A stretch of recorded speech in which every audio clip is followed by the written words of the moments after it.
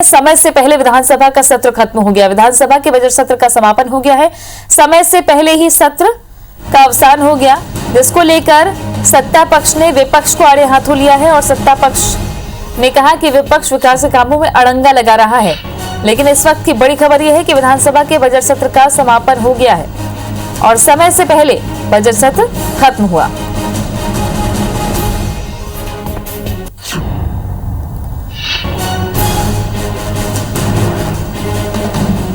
छत्तीसगढ़ विधानसभा का बजट सत्र, जहां 1 मार्च को बजट पेश किया गया। 26 तारीख से सत्र की शुरुआत हुई थी, लेकिन सत्र पहले ही समाप्त हो गया।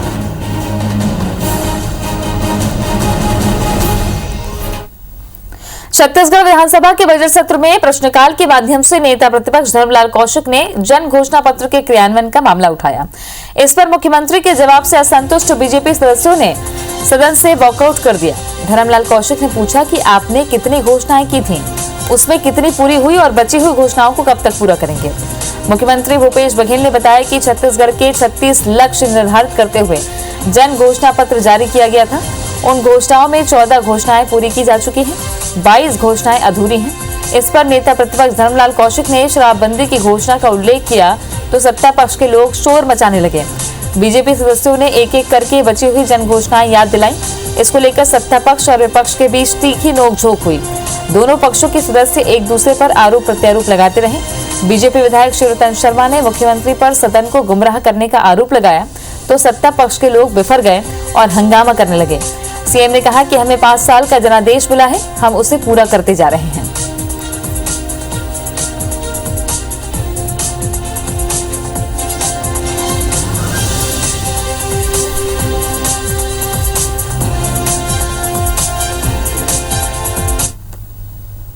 पूरे घोषणा पत्र पे इस सरकार में ही भ्रम की स्थिति है। मैंने प्रश्न लगाया था, लेकिन मुख्यमंत्री जी अंत तक नहीं बता सके। भाषण देते रहे, लेकिन कितने घोषणाएं अमल हुआ और बाकी कब तक किया जाएगा वो भी नहीं बता सके। और इसलिए उनके जवाब से असंतुष्ट होकर के हम लोगों ने बहिर्गमन किया। घोषणा पत्र जो प्रस्तुत किया था वो जनता से इसलिए प्रस्तुत किया था कि उसके आधार पे हमको यहाँ हुकूमत लानी थी और जनता ने उसमें मोहर लगाई है। 10,000 करोड़ के आसपास की कर्ज माफी हुई है। हमने जितने भी वायदे किए थे क्रमशः उन वायदों को पूरा कर रहे हैं और हमने देखा है, इस सदन में देखा है, 15 साल अपने वायदों को पूरा नहीं कर सकी, वो हमसे प्रश्न करते हैं। तो सदन में आज भी हंगामा हुआ है और विपक्ष ने सत्ता पक्ष को आड़े हाथों लिया। इसके साथ में ज्यादा जानकारी के लिए ले चलते हैं आपको। रायपुर से लाइव जुड़े हैं हमारे साथ में राजेश मिश्रा। राजेश, समय से पहले ही सत्र अवसान, क्या वजह? और सबसे बड़ी बात ये कि हर दिन हंगामा देखा गया है, विपक्ष सत्ता पक्ष पर ठीकरा फोड़ता है नजर आया और सत्ता पक्ष विपक्ष पर।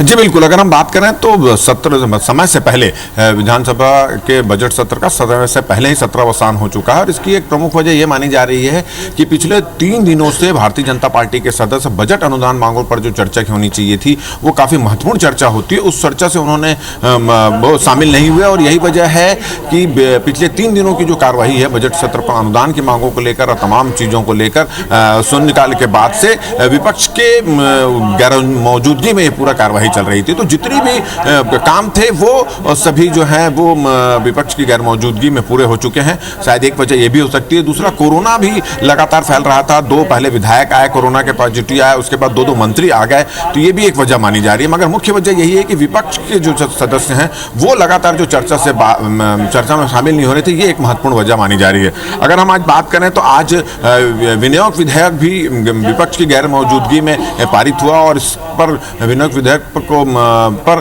भाषण देते हुए मुख्यमंत्री भूपेश बघेल ने कहा कि विपक्ष की हठधर्मिता के कारण जो है सत्र का सत्रावसान हो रहा है। हमारी सरकार ने सभी वर्गों को साथ में लेकर काम किया है। उन्होंने कुछ कहा, छत्तीसगढ़ राज्य बनने के बाद पहली बार छत्तीसगढ़िया लोगों के हितों में हमारी सरकार काम कर रही है। लगातार विपक्ष के प्रदेश के विकास का अड़ंगा डालने की कोशिश कर रहा है। इस तरह की बातें उन्होंने ली और विपक्ष की गैर मौजूदगी में आज विनियोग विधेयक भी पेश कर दिया गया और इसके बाद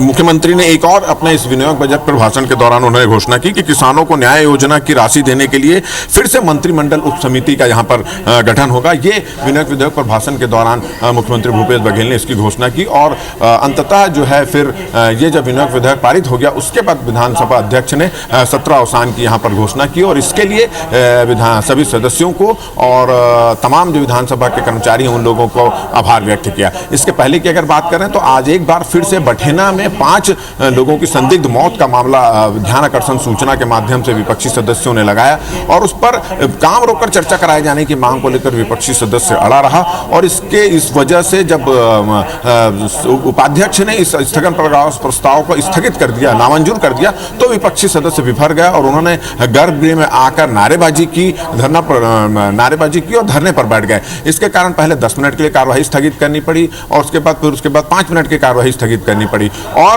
2 बार विपक्षी सदस्य गर्भगृह में जाकर धरना प्रदर्शन करते रहे। तो इसको लेकर गहमा-गहमी का माहौल रहा और अंत में जब दूसरी बार विपक्षी सदस्य गर्भगृह में आए स्थगन प्रस्ताव पर चर्चा की मांग को लेकर बठेना के मामले में, तो फिर सभापति ने उनको बाहर जाने का निर्देश दिया और फिर वो बाहर जाकर गांधी प्रतिमा के सामने उन्होंने नारेबाजी की और फिर दिन भर के लिए उनकी कार्यवाही जो है दिन भर को उनको सदन की कार्यवाही से निकाल दिया गया था। फिर बाद में सत्रावसान होने के पहले विधानसभा अध्यक्ष ने इन भाजपा सदस्यों का जो निलंबन है उसको वापस लिया और सत्रावसान की घोषणा उन्होंने कर दी। विधानसभा अध्यक्ष ने उन्होंने कहा कि जुलाई के अंतिम सप्ताह पर नया सत्र आयोजित किया जाएगा। जी शुक्रिया आपका राजेश जानकारी के लिए। बीच में जो अंतर कला गुटबाजी है उसके कारण से हो रहा। एक असम का ओपिनियन पोल है जिसमें 10 सीटों का क्लोज डिफरेंस है भाजपा में और जो कांग्रेस के गठबंधन में। आप लोग भी असम जाएंगे किस तरह से कार्यक्रम और 10 सीट के डिफरेंस के लिए क्या करेंगे? आसाम में कांग्रेस और गठबंधन की सरकार बन रही है और जैसे जैसे चुनाव नजदीक आते जा रहा है स्थिति एकदम स्पष्ट होती जा रही है। उत्तराखंड